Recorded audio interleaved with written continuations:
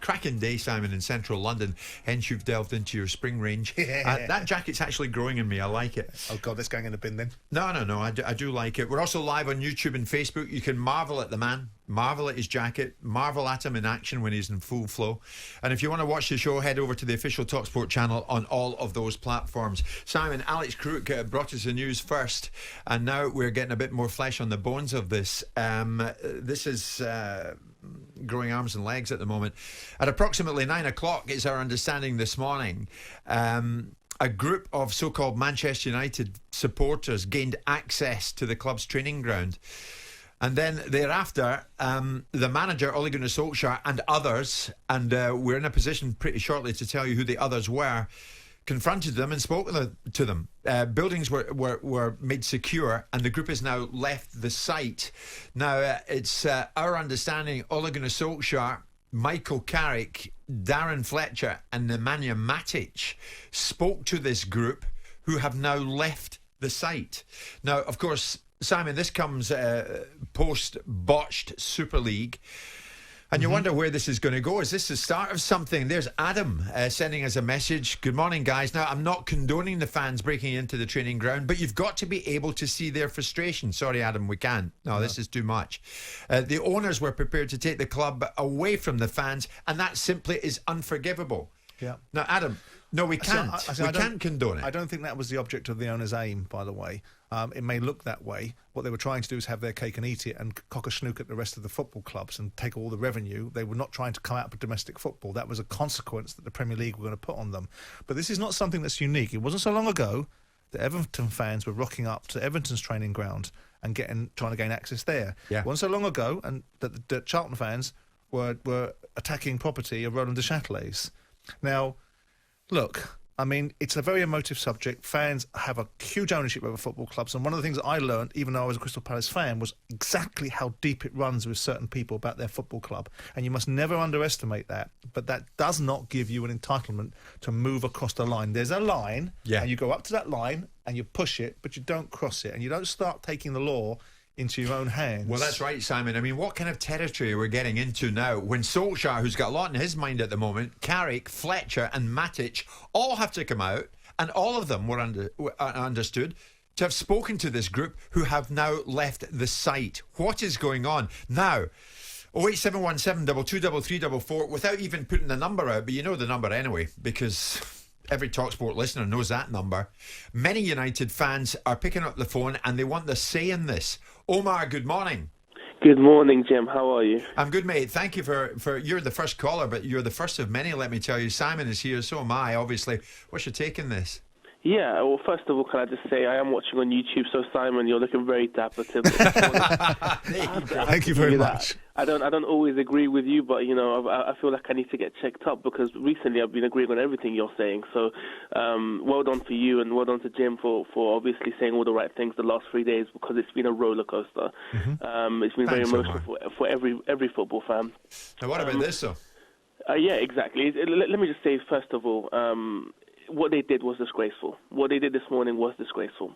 You cannot take, if you can take matters into your own hands, but within the laws. You know, you can't just go and trespass into the training ground.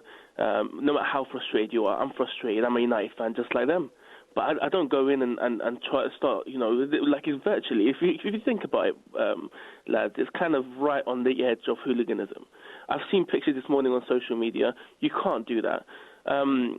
I think it's disgraceful, and I'm starting to doubt if they're even United fans to do that, and to just it's because it's dangerous as well. It's not just the players have nothing to do with it. As far as I'm concerned, the players they've been amazing. The fact that obviously Luke Shaw came out and spoke, and Harry Maguire, Solskjaer, obviously I don't think he agrees with it. Michael Carrick, Fletcher, some of the names you just mentioned, they don't agree with the Super League.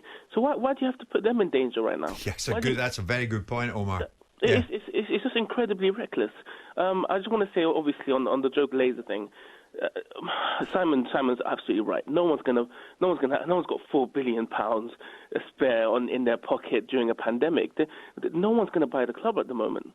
Let's just get that out there. They're not going to buy the club. Sure. You can protest as much as you can. They're not going to buy the club. So what we can do is we can regulate. We can try to find a way to approach the government to stop these rich, greedy owners, these owners that don't have any dignity at all, from doing what they want to do just because they have money in their pockets and we're the working class.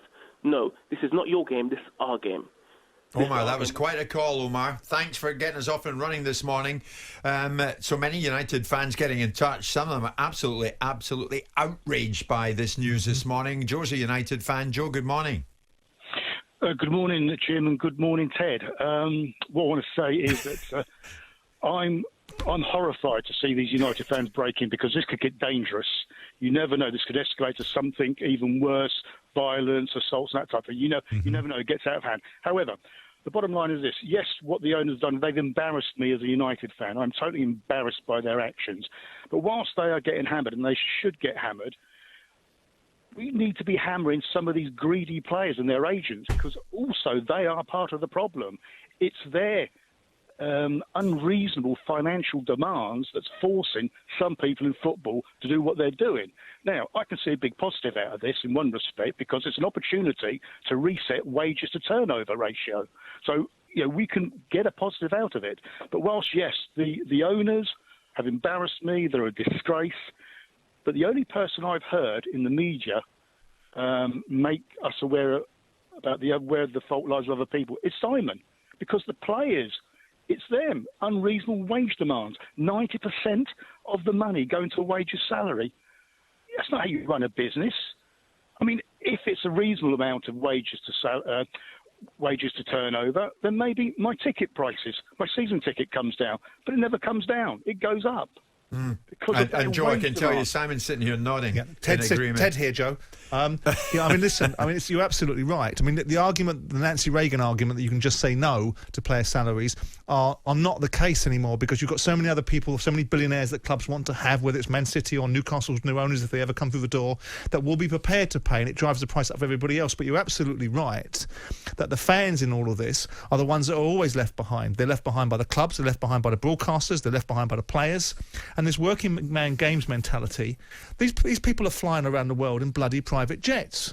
The notion that once upon a time that Man United was formed out of a working man club's mentality still stays with the fans, but not with the people in the sport. So, listen, I'm glad that some of what I was trying to say has reached sensible ears, because we've got a lot of sentimentality and emotivity out here, and what we've got to deal with are the real facts. Football has changed, and it needs to be reset a little bit, and it's all about the cost implications of players. Joe, thanks for the call. Quite a number of other fans getting in touch with us saying, do these idiots, says one, a Luton fan, B's a Luton fan, do these idiots not have anything better to do? Get a hobby, stop being so disproportionately upset and angry. And now United have confirmed that indeed a group of fans did gain access to the training ground this morning, and a number of individuals within the training ground confronted them and spoke to them. And it's our understanding amongst those were Ole Gunnar Solskjaer, Michael Carrick and Nemanja Matic, all of whom, alongside Darren Fletcher, I'm hearing, all of whom got in front of them and spoke to them. They have since gone. But what does this lead to?